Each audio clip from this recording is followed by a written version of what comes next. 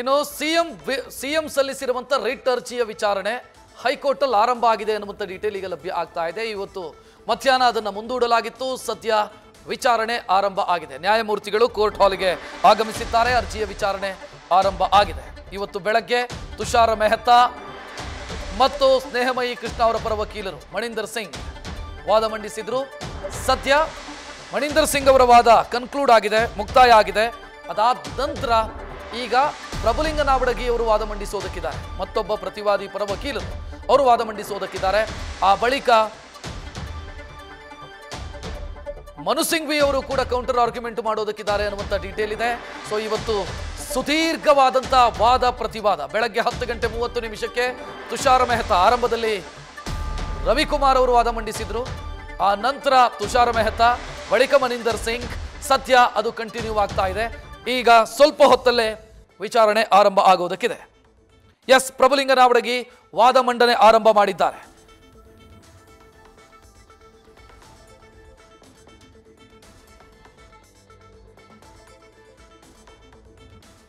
ನಾವಡಗಿ ವಾದ ಮಂಡನೆ ಆರಂಭ ಮಾಡಿದ್ದಾರೆ. ಪ್ರತಿವಾದಿಗಳ ಪರವಾದಂಥ ವಕೀಲರು ಪ್ರಭುಲಿಂಗ ನಾವಡಗಿ ಸದ್ಯ ಅವರು ವಾದ ಮಂಡಿಸ್ತಾ ಇದ್ದಾರೆ. ಇಲ್ಲಿ ಜಸ್ಟಿಸ್ ಒಂದು ಪ್ರಶ್ನೆ ಕೇಳಿದರು. ಆಗಲೇ ನಾನು ಅದನ್ನು ಪ್ರಸ್ತಾಪ ಮಾಡಿದೆ. ಅಂದರೆ ನೀವು ಕರೆಕ್ಟು ತನಿಖೆ ಕೇಸು ಎಲ್ಲವನ್ನೂ ಹೇಳ್ತಾ ಇದ್ದೀರಿ, ಅಂದರೆ ಪ್ರತಿವಾದಿಗಳ ಪರ ವಕೀಲರು ಇನ್ಕ್ಲೂಡಿಂಗ್ ಗವರ್ನರು. ಸೊ ಇಲ್ಲಿ ಸಿಎಂ ಪಾತ್ರ ಏನು ಅಂತ ಯಾರೂ ಹೇಳ್ತಿಲ್ಲ ಅಂತ ಜಸ್ಟಿಸ್ ಇದರಲ್ಲಿ ಪ್ರಶ್ನೆ ಕೇಳಿದ್ದಾರೆ. ಜಸ್ಟಿಸ್ ಪ್ರಶ್ನೆ ಕೇಳಿದ್ದಾರೆ. ಆಗ ಎಜಿ ಉತ್ತರಿಸಿದ್ದಾರೆ. ಸರ್ಕಾರದ ಎಜಿ ಅಡ್ವೊಕೇಟ್ ಜನರಲ್ಲು ಶಶಿಕಿರಣ್ ಶೆಟ್ಟಿ ಹೇಳೋಕೇನಿಲ್ಲ ಸ್ವಾಮಿ ಅಂತ ಎಜಿ ಉತ್ತರವನ್ನು ಕೊಟ್ಟಿದ್ದಾರೆ. ಸೊ ಇಲ್ಲಿ ಪ್ರಶ್ನೆ ಬಂದಿರೋದೇನು ಅಂತಂದರೆ, ಇವತ್ತು ಬೆಳಗ್ಗಿನಿಂದಲೂ ಕೂಡ ಅಥವಾ ಮಣಿಂದರ್ ಸಿಂಗ್ ಅವರು ವಾದ ಮಂಡಿಸುವ ಸಂದರ್ಭದಲ್ಲಿ ಇಡೀ ಅಕ್ರಮ ಹೇಗಾಯಿತು, ಯಾರಿಂದ ಆಯಿತು, ಯಾವ ರೀತಿ ಆಯಿತು, ಇದೆಲ್ಲವನ್ನ ಕೂಡ ವಿವರಿಸಿದ್ದಾರೆ. ಬಟ್ ತನಿಖೆ ಯಾರಿಗೆ ಕೊಟ್ಟಿರೋದು? ನೀವು ತನಿಖೆ ಯಾರ ವಿರುದ್ಧ ಕೊಟ್ಟಿರೋದು? ಸಿಎಂ ವಿರುದ್ಧ. ಸಿಎಂ ಪಾತ್ರ ಏನು ಕೇಸಲ್ಲಿ? ಸೊ ಅದನ್ನು ಎಕ್ಸ್ಪ್ಲೈನ್ ಮಾಡ್ಬೇಕು ತಾನೆ. ಅದಾಗಿಲ್ಲ ಅಂತ ಜಸ್ಟಿಸ್ ಕೇಳ್ತಾ ಇದ್ದಾರೆ. ತಪ್ಪಾಗಿರಬಹುದು, ಅಕ್ರಮ ಆಗಿರಬಹುದು, ವಂಚನೆ ಆಗಿರಬಹುದು, ಓಕೆ ಕರೆಕ್ಟು. ಬಟ್ ಇಲ್ಲಿ ಸಿಎಂ ಇಂದ ಆಗಿದೆ ಅನ್ನೋದಕ್ಕೆ ಏನಿದೆ ಅದನ್ನು ಹೇಳ್ರಿ ಅಂತ ಜಸ್ಟಿಸ್ ಕೇಳಿದಾಗ ಎಜಿ ಶಶಿಕಿರಣ್ ಶೆಟ್ಟಿ ಉತ್ತರವನ್ನು ಕೊಡ್ತಾರೆ. ಇಲ್ಲ, ಹೇಳೋದಕ್ಕೇನಿಲ್ಲ. ಎಜಿ ಅಂತಂದ್ರೆ ಸರ್ಕಾರದ ಪರ ವಕೀಲರು, ಅಡ್ವೊಕೇಟ್ ಜನರಲ್. ಇಲ್ಲಿ ಗವರ್ನರ್ ಅನುಮತಿಯನ್ನು ಪ್ರಶ್ನಿಸಲಾಗಿದೆ. ಎರಡನೇದು ಅವರಿಗೆ ಕೊಟ್ಟಿರುವಂಥ ಶೋಕಾಸ್ ನೋಟಿಸು, ಮೂರನೇದು ವಿವೇಚನೆ ಬಳಸಿಲ್ಲ ಅನ್ನೋದು. ಈ ಮೂರು ಪ್ರಶ್ನೆಗಳಿಗೆ ಸದ್ಯ ಇದರಲ್ಲಿ ಬಂದಿರೋದು ಅನ್ನೋದನ್ನು ಎಜಿ ವಾದ ಮಂಡಿಸೋ ಸಂದರ್ಭದಲ್ಲಿ ಹೇಳ್ತಾ ಇದ್ದಾರೆ. ಪ್ರಶ್ನೆ ಇರೋದು ಅದು ಅಭಿಷೇಕ್ ಮನು ಸಿಂಘ್ವಿ ವಾದ ಮಂಡಿಸೋ ಸಂದರ್ಭದಲ್ಲಿ ಅದನ್ನು ಪಾಯಿಂಟ್ ಔಟ್ ಮಾಡಿದರು. ಅಂದರೆ ಈ ಜಮೀನು ಮುಖ್ಯಮಂತ್ರಿಯ ಬಾಮೈದನ ಕೈಗೆ ಸೇರಿದ್ದು 2004ರಲ್ಲಿ. ಸೊ ಅದಕ್ಕೂ ಮುಂಚೆ ಏನಾಗಿದೆ ಅನ್ನೋದು ಬೇರೆ. ಯಾಕಂತಂದರೆ ಅದು ಆ ಜಮೀನಿನ ಮಾಲೀಕರಿಗೆ ಸಂಬಂಧಿಸಿದ್ದು. ಆ ನಂತರ ಆಗಿರೋದು ಭೂ ಪರಿವರ್ತನೆ, ಗಿಫ್ಟ್ ಡೀಡು, ಇದೆಲ್ಲವೂ ಆಗಿದೆ. ಬಟ್ ಸಿಎಂ ಎಲ್ಲೂ ಕೂಡ ಆ ಸಂದರ್ಭದಲ್ಲಿ ಈ ಫೈಲ್ ಮೂವ್ ಆಗ್ತಾ ಇದ್ದಂಥ ಸಂದರ್ಭದಲ್ಲಿ ಅದು ಗಿಫ್ಟ್ ಡೀಡ್ ಇರ್ಬೋದು, ಬದಲಿ ನಿವೇಶನ ಇರ್ಬೋದು, ಎಲ್ಲ ಸಿಎಂ ಎಲ್ಲೂ ಕೂಡ ಸಂಬಂಧಪಟ್ಟ ಇಲಾಖೆಯ ಮಂತ್ರಿ ಆಗಿರಲಿಲ್ಲ ಅನ್ನೋ ಒಂದು ವಿಚಾರವನ್ನು ಅಭಿಷೇಕ್ ಮನು ಸಿಂಘ್ವಿ ಪ್ರಸ್ತಾಪ ಮಾಡಿದರು. ಅದು ಹೌದು ಕೂಡ. ಯಾಕಂತಂದರೆ 2020ರಲ್ಲಿ ಅವರಿಗೆ ಬದಲಿ ನಿವೇಶನ, ಅವರ ಪತ್ನಿಗೆ ಬದಲಿ ನಿವೇಶನ ನಿರ್ಧಾರವನ್ನು ತೆಗೆದುಕೊಂಡಿದ್ದು. ಸೊ ಆ ಬದಲಿ ನಿವೇಶನದ ನಿರ್ಧಾರವನ್ನು ತೆಗೆದುಕೊಂಡ ಸಂದರ್ಭದಲ್ಲಿ ಬಿಜೆಪಿ ಸರ್ಕಾರ ಆಯಿತು. ಸೊ ಈ ವಿಚಾರವನ್ನು ಅವರು ಪ್ರಸ್ತಾಪ ಮಾಡ್ತಾ ಇದ್ದಾರೆ. 2010ರಲ್ಲಿ ಗಿಫ್ಟ್ ಡೀಡ್ ಆಗಿದ್ದು, 2013ರಿಂದ 2018 ಮುಖ್ಯಮಂತ್ರಿಯಾಗಿ ಸಿದ್ದರಾಮಯ್ಯ ಇದ್ದರು. ಬಟ್ ಆ ಸಂದರ್ಭದಲ್ಲೆಲ್ಲೂ ಕೂಡ ಬದಲಿ ನಿವೇಶನ ಸಿಕ್ಕಿಲ್ಲ ಅಥವಾ ಬದಲಿ ನಿವೇಶನ ಕೊಟ್ಟಿಲ್ಲ. ಅದು ವಿಜಯನಗರದಲ್ಲಾಗಿರ್ಬೋದು ಅಥವಾ ದೇವನೂರು ಬಡಾವಣೆಯಲ್ಲಿ ಅವರಿಗೆ ಏನು ಪರಿಹಾರವನ್ನು ಕೂಡ ಕೊಟ್ಟಿರಲಿಲ್ಲ. ಅವರ ಪತ್ನಿಗೆ ಪಾರ್ವತಿಯವರಿಗೆ ಪರಿಹಾರದ ರೂಪದಲ್ಲಿ 14 ಸೈಟನ್ನು ಕೊಟ್ಟಿರೋದು ಬಿಜೆಪಿ ಸರ್ಕಾರ ಇದ್ದಾಗ, ರಾಜ್ಯದಲ್ಲಿ ಬಿಜೆಪಿ ಸರ್ಕಾರ ಇತ್ತು ಆಗ ಕೊಟ್ಟಿರೋದು.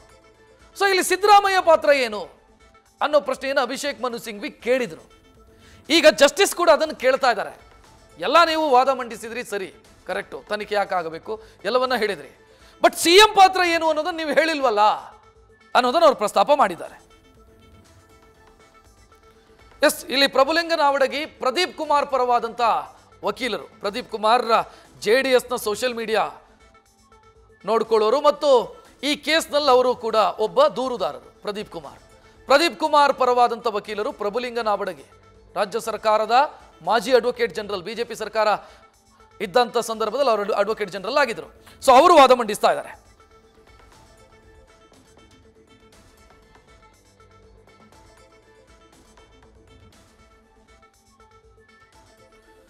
ಮತ್ತೆ ಅದೇ ವಿಚಾರ ಪ್ರಸ್ತಾಪ ಆಗ್ತಾ ಇದೆ. ಅಂದ್ರೆ ಪ್ರಾಸಿಕ್ಯೂಷನ್ಗೆ ಅನುಮತಿ ಕೊಡೋ ಸಂದರ್ಭದಲ್ಲಿ ಕ್ಯಾಬಿನೆಟ್ ಕೊಟ್ಟಿರುವಂಥ ಸಲಹೆಯನ್ನು ರಾಜ್ಯಪಾಲರು ಪರಿಗಣಿಸಬೇಕಾ ಬೇಡವಾ ಅನ್ನೋದರ ಬಗ್ಗೆ ಈಗ ಪ್ರಭುಲಿಂಗ ನಾವಡಗಿ ವಾದ ಮಂಡಿಸ್ತಾ ಇದ್ದಾರೆ. ಈ ಕೇಸಲ್ಲಿ ಕ್ಯಾಬಿನೆಟ್ ಸಲಹೆಯನ್ನು ಪರಿಗಣಿಸುವಂತ ಅಗತ್ಯ ಇಲ್ಲ.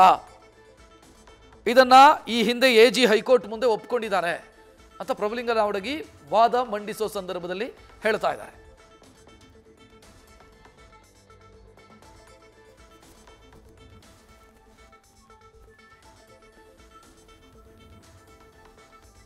ಈ ಕೇಸ್ನಲ್ಲಿ ತುಷಾರ್ ಮೆಹ್ತಾ ಅವರು ವಾದ ಮಂಡಿಸುವ ಸಂದರ್ಭದಲ್ಲಿ solicitor general of India governor ಪರವಾಗಿ ಅಪಿಯರ್ ಆದರೂ ಅವರು ವಾದ ಮಂಡಿಸುವ ಸಂದರ್ಭದಲ್ಲಿ ಒಂದಿಷ್ಟು ಪ್ರಮುಖ ವಿಚಾರಗಳು ಪ್ರಸ್ತಾಪ ಆಗಿತ್ತು.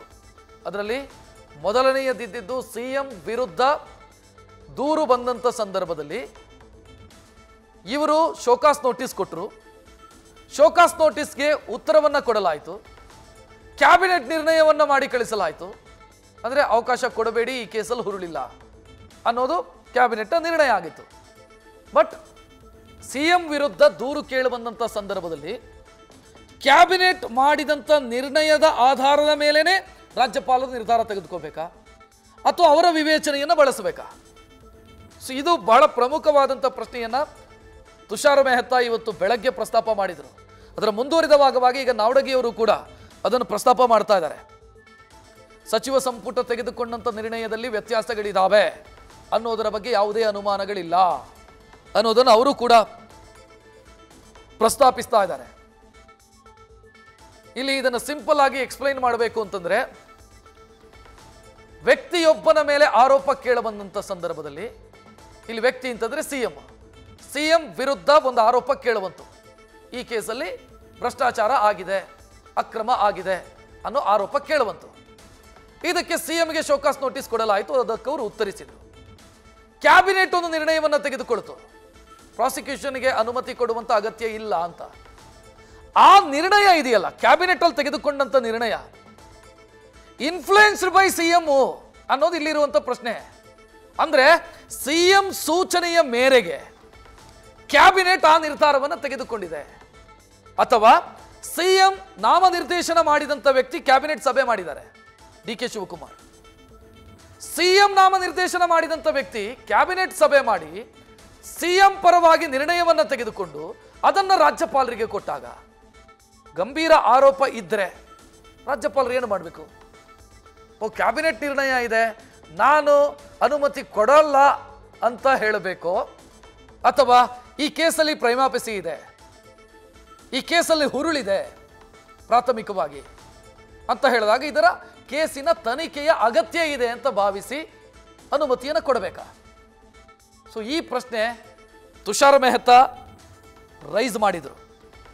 ಈಗ ಇಲ್ಲಿ ಪ್ರಭುಲಿಂಗ ನಾವಡಗಿ ಕೂಡ ಅದನ್ನು ಪ್ರಸ್ತಾಪಿಸ್ತಾ ಇದ್ದಾರೆ.